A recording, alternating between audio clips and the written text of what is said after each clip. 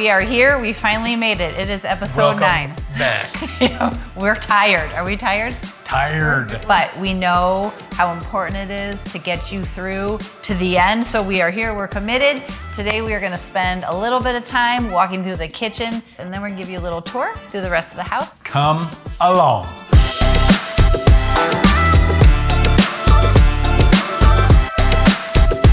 Tell me everything about this kitchen.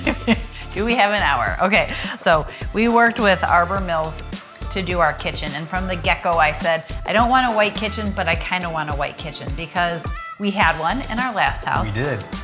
But I love like the brightness, the airiness of it. So what we decided to do is go with kind of a dirty white. Dirty white. And then we mixed it with sort of a Cerussed oak that we put a little bit of a stain on. And so that just really gave our kitchen some nice contrast.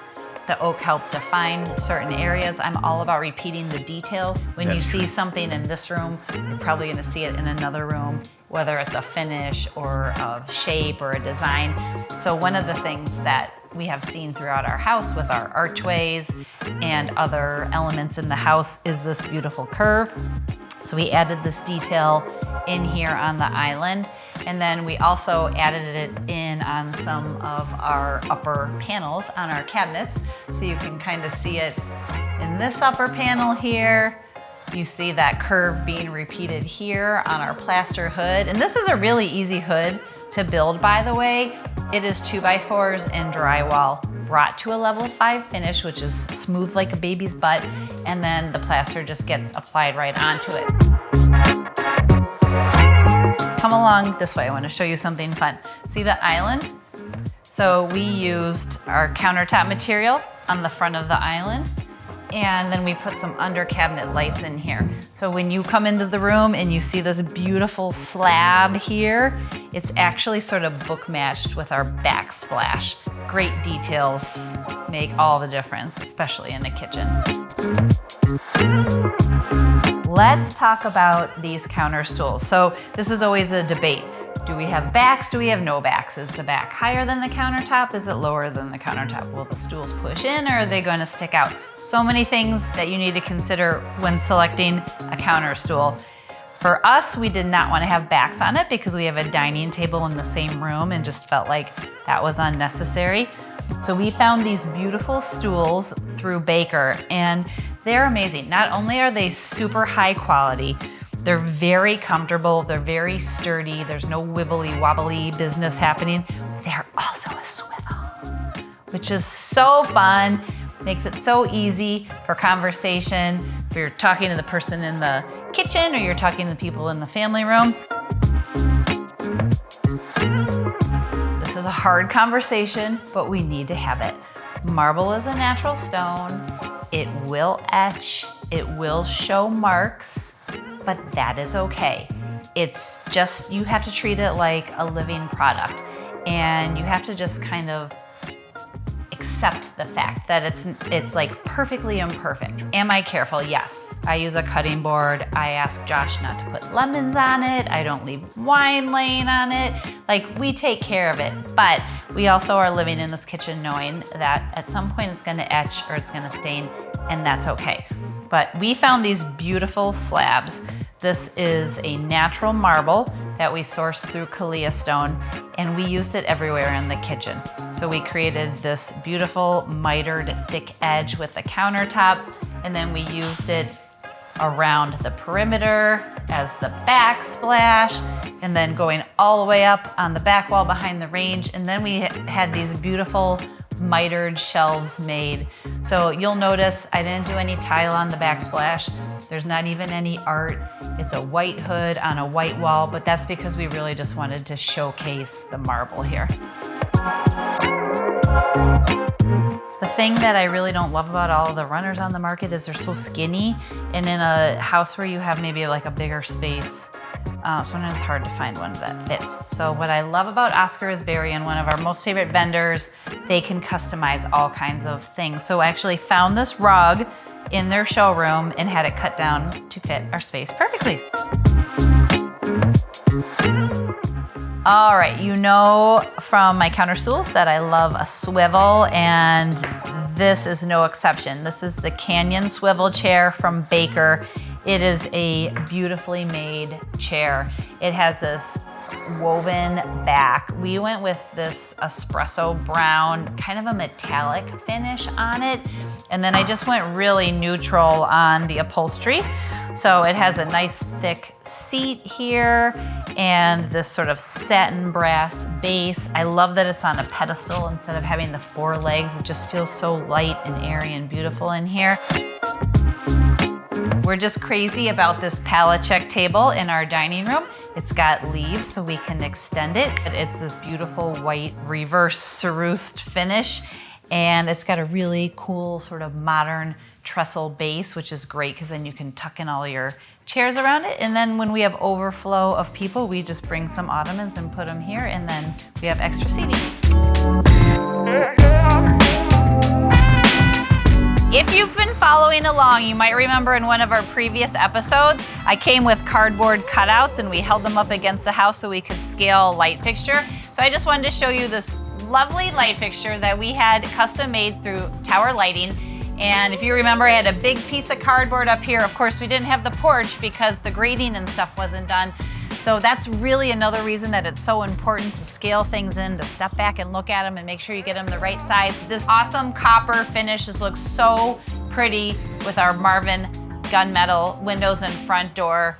All this beautiful light from the front porch goes streaming through our house with this door. And then we actually took natural cedar and we just applied a stain to it. Of course, I did a little custom mixing.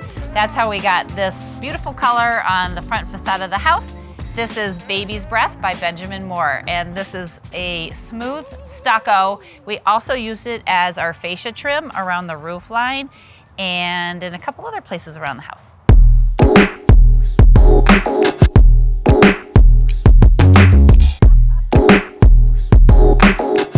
All right, we are on the landing of our second floor, and we have Emily here, who is the mastermind behind the design in this. You can come up here at night and have a little cocktail, come here on a rainy, cozy day and read in this little corner in the nook here. This is actually Tilly's favorite spot. We come up the stairs every night and she does like a little circle on this rug and she just wants to sit here and hang out, I think, because it's actually just very cozy. Yeah, it really is. And with like the Davis & Davis rug and that being Tilly's favorite little thing, we customized the colors for it to match the rest of the colors in the space. And we found this beautiful table through Baker, and it just was kind of like this piece that kind of elevated everything. We didn't need a big table in here. We're probably not gonna play games. We just, maybe we'll have some Prosecco up here or something.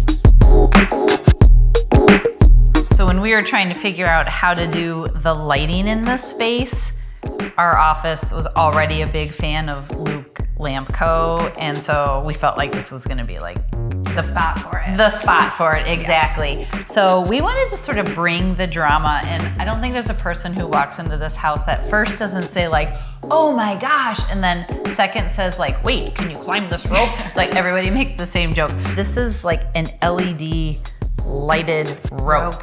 It has dimming capabilities and it can bend. We chose 2 lights that would swoop down and reconnect, and then we chose this other one to hang all the way down, so it goes from the roof all the way down into our basement. And in the basement, it also has a really nice brass cap at the end of it too. Yeah, just like a beautiful finishing detail.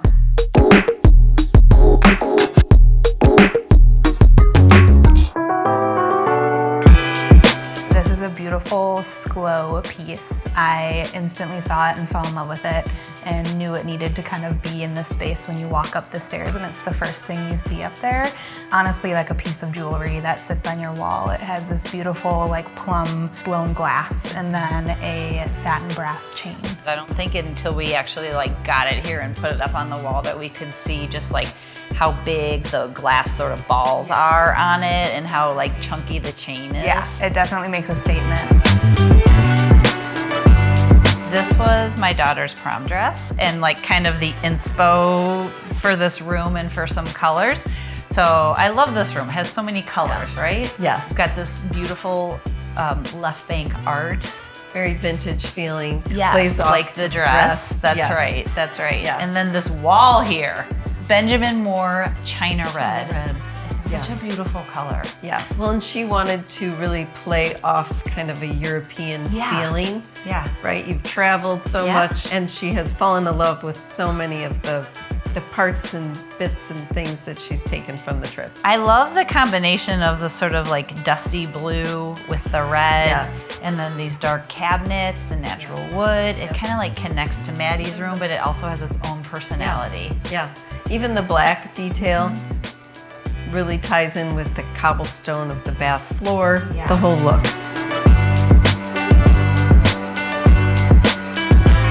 We love incorporating Buster and Punch products into our projects. And in our house, we get to use some of their beautiful dimmer switches, beautiful knurled knob. And so you just push it in and then you can dim it brighter or a little bit softer, whatever you prefer. These come in a couple different finishes, silver, brass. We chose black for this room because it just blended perfectly with our other selections. We got the little Buster and Punch logo here, which you can get these without it, but I feel like if you're gonna get these, why not show off the fact that they're Buster and Punch? They're so cool.